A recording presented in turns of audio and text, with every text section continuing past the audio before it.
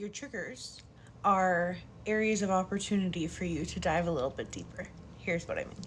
Hi, I'm Bree. I am your friendly neighborhood embodiment coach. Welcome back to day number 5 of Manifest Your Dream Life Challenge, focusing on self-concept.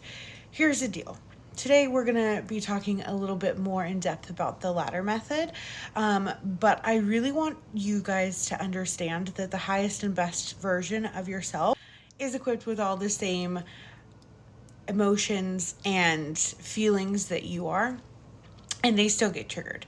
The thing about them is that they are more equipped and able to handle the triggers and see them for what they are. It's just feedback of things that we can use as tools to propel us toward our desire.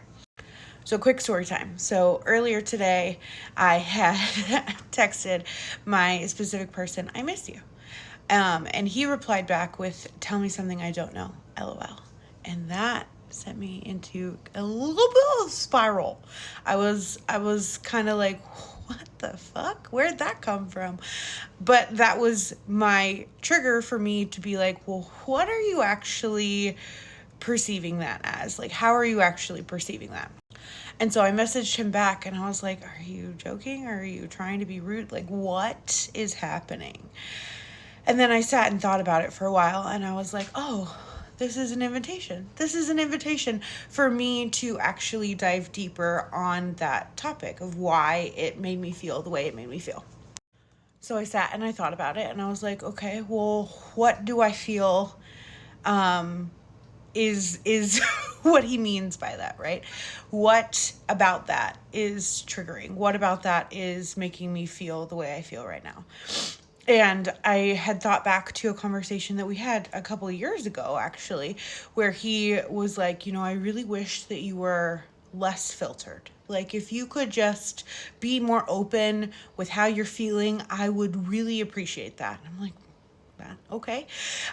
So I took that and I laddered it down, right? So today our exercise is going to be the ladder method. So I touched on this yesterday a little bit, and I wanted to dive a little bit deeper. So I took that text conversation and was like, okay, well, like, how did that make me feel? Well, it made me feel like, if I say that I miss you, like, that seems to be like perceived as somewhat negative. Okay, well, how does that make me feel? Well, that makes me feel like, I'm not prioritized, I'm not chosen, and it just makes me feel like weird and icky inside. Okay, well, then why is feeling weird and icky inside, why is that inherently bad? Like, it's not. It just makes me feel like, I am trying to be cute and it's not being perceived as being cute, it's being perceived as annoying. Okay, well, why is being perceived as annoying bad? Well, because then it makes me feel like, all of the work that I'm doing currently on myself and all the work that I have done on myself means nothing. Well, why does it mean nothing? Well, because if it meant something, then I wouldn't be triggered by this moment. And if I wasn't triggered by this moment, I would take that as a joke and laugh it off, and not overthink it, right? Okay, well, why is overthinking it not what you want to do? Well, because I know that I'm always loved, chosen, and valued. And, like, I know that I can be vulnerable, but sometimes I feel like if I am being overly understanding, or if I am being non-confrontational, or if I don't stand up for myself, then I'm just masking how I truly feel and keeping him at an arm's distance, which is what he told me he didn't want before. So why am I continuing to do that? Well, because if I let him in fully, then that opens me up for being vulnerable, and that makes me feel weird and icky. Okay, well, when did that first occur in your life? When did you feel like being vulnerable didn't get you what you wanted, didn't get you the love or the feelings of being chosen? And so when I sat and thought about it, I was like, well, like with my parents, like I have always been a sensitive person, and that is not a flaw. That is something that I consider to be one of my superpowers now.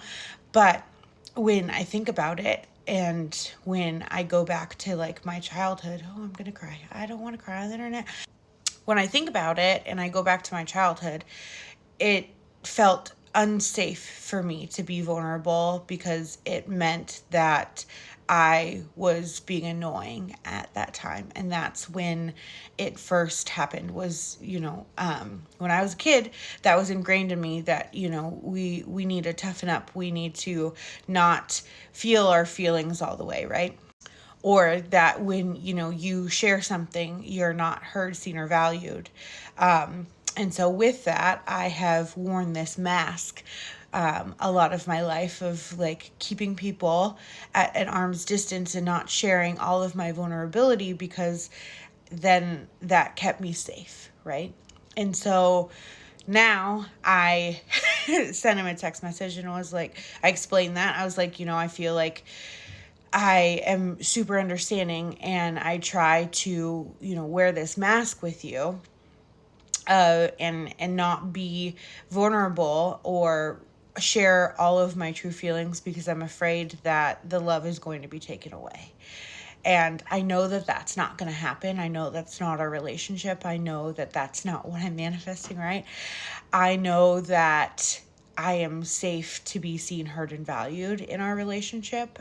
And this is an opportunity for me to dive a little bit deeper in that with you. And his response was so loving and kind. And he responded like, I was just joking, like that it meant like I miss you too. I was just trying to joke around with you, but this gives us an opportunity to dive a little bit deeper together on why you feel like you still need to not be vulnerable with me. So this is also a gentle reminder that you're safe. You are safe to be seen, heard, and valued and loved more for it. And it's okay to let people in. So I'll see you guys later.